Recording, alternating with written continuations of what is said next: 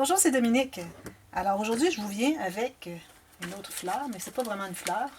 Je vais vous montrer une que j'ai faite déjà. Alors la tige de blé, n'est-ce pas que c'est joli? Alors j'avais vu l'image sur Pinterest, et si je vais m'essayer, puis ça donnait ça, c'est parfait. Alors j'ai pensé peut-être vous montrer comment la fabriquer, très facile. Alors vous allez avoir des bandes de 20 cm, non, des bandes de 18 cm. Alors il faut avoir un nombre impair, je vous recommande pas moins que 5. Et 11, je trouve que c'est beaucoup. J'en ai fait une à 11. Ici, je trouve que c'est beaucoup. Alors, ça dépend. Si vous voulez faire vraiment une grande murale, puis vous voulez avoir beaucoup, vous pouvez aller plus. Mais ici, j'ai 11. Puis j'ai déjà fait 5. Je trouvais que c'était le minimum.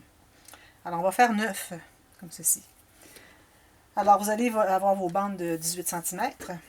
Vous allez avoir besoin d'une tige de la longueur dont vous avez besoin, que vous voulez. Alors ici, moi, je vais avoir cette longueur, c'est correct. Ça donne 12 cm. Et puis de la colle. Ici, j'ai toujours ça au cas où j'ai besoin, mon ciseau. Et puis le petit outil pour tourner les papiers. Alors, on va commencer par entrer ici à l'intérieur. On va tourner jusqu'à environ 1,5 cm à 2 du bout, comme ceci. Alors là, moi, j'ai décidé que mes tiges ici mesuraient 1 cm. Alors, si jamais vous avez plus ou moins, vous pouvez toujours ajuster à la fin, couper l'excédent pour qu'elles soient toutes égales.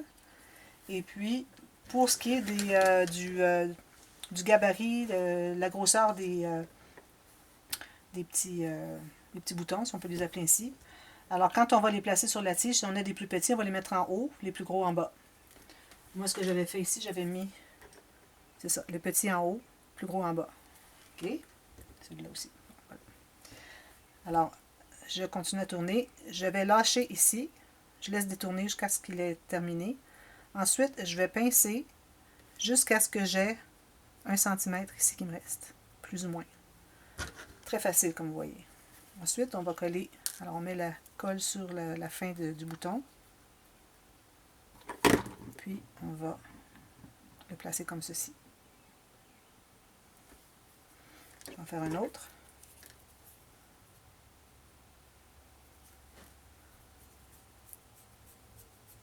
Ça, j'adore faire celui-là. Trop facile.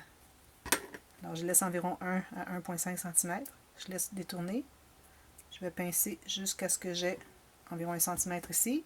Je mets la colle dessous sur la pente. Puis je vais coller ici, bien égal sur les côtés. J'en fais une autre. Je vais garder 3.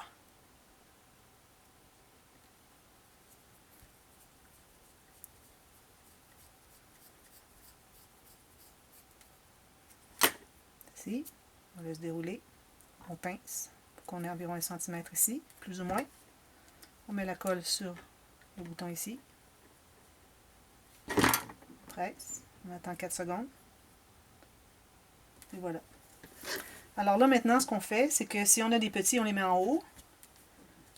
Puis les plus gros en bas. Alors, on les met en ordre. Alors, moi, j'aime bien les mettre 2 par 2. Avoir à peu près égal les deux en vis-à-vis. Comme ceci. Le petit, peut-être ici. Lui et lui sont petits. Ces deux-là sont plus gros. Voilà. Alors, ils sont en paire d'environ le même format, côte à côte, et le plus petit en haut. Alors là, ce que je vais faire sur ma bande, je vais plier un petit coin comme ceci. Petit bout. Je vais mettre la colle dessus. Puis, je vais la coller comme ceci. Alors, c'est important que vous soyez bien droit.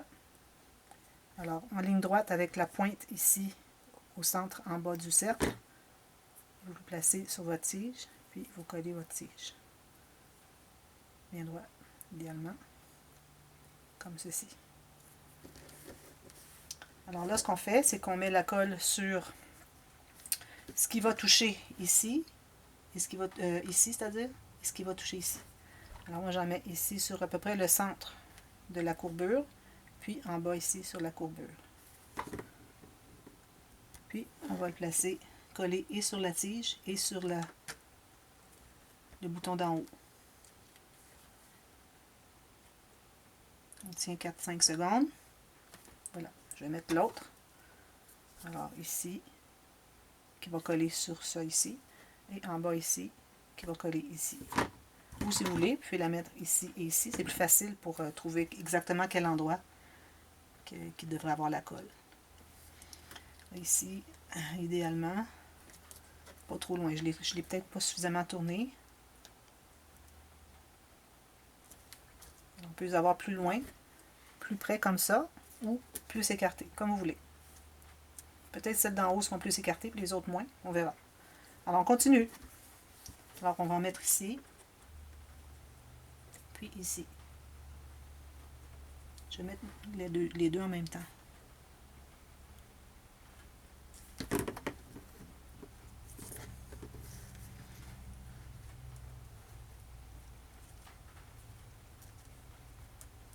Comme ceci. Je presse tout ça ensemble. Je tiens comme ça en pressant vers l'intérieur. Même chose pour le prochain étage. Puis vous continuez comme ça. C'est pas plus compliqué que ça. Je trouve que ça fait bien au travers des fleurs d'avoir des tiges comme ça. Hein? Ça fait joli. Alors vous décidez de l'angle de vos petites tiges en haut. Puis je tiens les 4 collés ensemble.